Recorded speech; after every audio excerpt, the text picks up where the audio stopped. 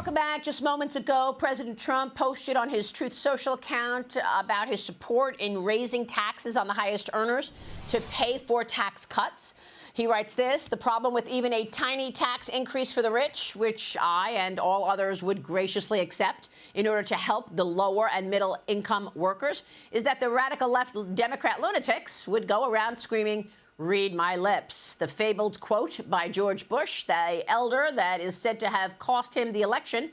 No Ross Perot cost him the election, writes the president. In any event, Republicans should probably not do it, but I'm okay if they do it, writes the president. Joining me now is Florida Congressman Carlos Gimenez. Congressman, great to see you. Do you support raising taxes on the rich to pay for the tax cuts? No, it's not going to be it's not going to be that. So we're going to have to reduce expenses, more than anything else. We have spoken about, raising the, I guess, the rate slightly on those that are really, really high earners, and so I'm not definitely opposed to it, but I need more information how much revenue we'll actually raise, and then what would it do to other sectors of the economy, and so that all has to be vetted out. But philosophically, I'm not against it, but we really need to discuss it more. So, Congressman, it seems to me you've got two issues here. You've got, well, maybe it's more. You've got the SALT deduction, which your colleagues in New York and California want raised. They want it lifted way beyond the $10,000 cap. Apparently, somebody threw out $30,000 cap, and the New Yorkers went nuts. They don't think that's high enough. They want it lifted higher. And then you've got the debt limit. You've got to raise the debt limit by $5 trillion. And some of your colleagues are saying this is an opportune time to actually cut into the $37 trillion in debt. We've got a generational opportunity. We've got to do it. We've got to cut more spending. So what else is it that is wrangling you and your colleagues? And tell me if you feel like you've got the votes to pass this thing.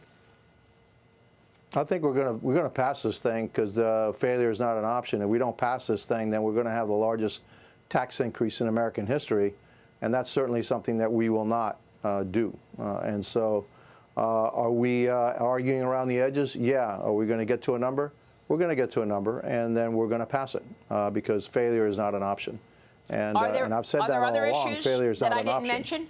Are there other issues that I didn't mention? No, that you're quarreling about? I think look, I think there's issues about reimbursement for medical coverages and stuff. Different states have looked at Medicaid, differently, and are you going to treat them all fairly? Those states that did not expand Medicaid, rightly so, because they knew what was coming, are they going to be treated fairly? The ones that were fiscally responsible versus the ones that were fiscally irresponsible.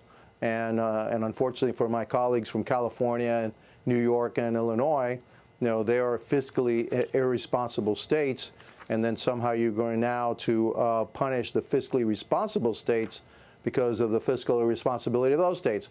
Those are issues that we're going to have to resolve, but we will resolve them, and we will pass this big, beautiful bill. Does your bill in the House make the tax cuts permanent? I'm not sure about that. It all has to see how it's scored at the end.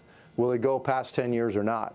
And we're going to pass, the biggest, or we're going to extend this as long as we can. We want to make it permanent, but it all really depends on the final scoring, whether we'll be able to do that or not. I'm not privy to that information yet.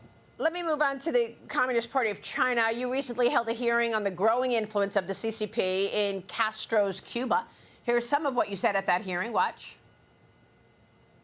Mounting evidence suggests that the Chinese Communist Party is expanding its strategic partnership with the totalitarian communist regime in Cuba to build advanced surveillance infrastructure capable of targeting the United States.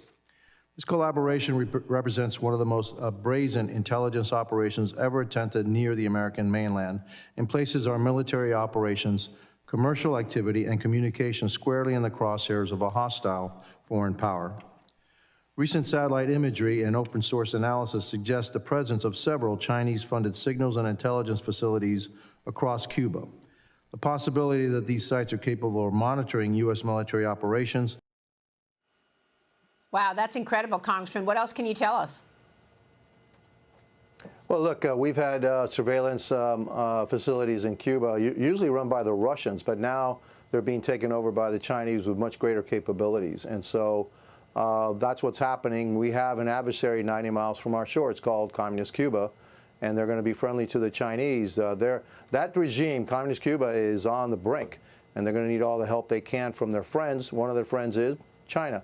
And so, look, one of the problems that we have with surveillance in the area is we have the largest military training range is around the state of Florida, aerial range. And it's the only range where we really can simulate combat in the Taiwan Straits. And so that's, it's going to be telling to the Chinese what our tactics are going to be if we ever get into a conflict with them. How, what are we going to do? How are we going to do it? Those facilities there in Cuba are going to help them out a lot. That's why it's so dangerous. That is incredible. Thank you for pointing that out, and thank you for your work on that. By the way, it seems to me this is a huge opportunity for a nice entrepreneur in America because nobody does surveillance as well as China right now. We know that. CCP has the best cameras and surveillance tools. I'd love to see an entrepreneur in America start up a company and beat them at their game. By the way, the House voted to make President Trump's name change for the Gulf of America permanent in a 211 to 206 vote. Now it moves to the Senate. It's got to reach that 60-vote threshold to pass. It needs Democrat support. What do you think? Will it get it? I don't think it's going to get Democrat support. I think, it's going to have to be done by executive order, which has already happened. I already changed the name of my map from the Gulf of Mexico to the Gulf of America. I'm fine with it. It really is more inclusive. It should be the Gulf of the Americas, and so I was okay and fine with changing the name. But I don't think the Democrats. I don't even think we got one Democrat vote on this issue in the House. So I don't think it's going to pass 60 vote threshold there in the Senate. Yeah, that is wild. The Democrats would rather have Gulf of Mexico than the Gulf of America. Yeah. That is just incredible. Congressman, it's always a pleasure. Well, Thanks so much for being here. Yeah, it's final because word. Go ahead.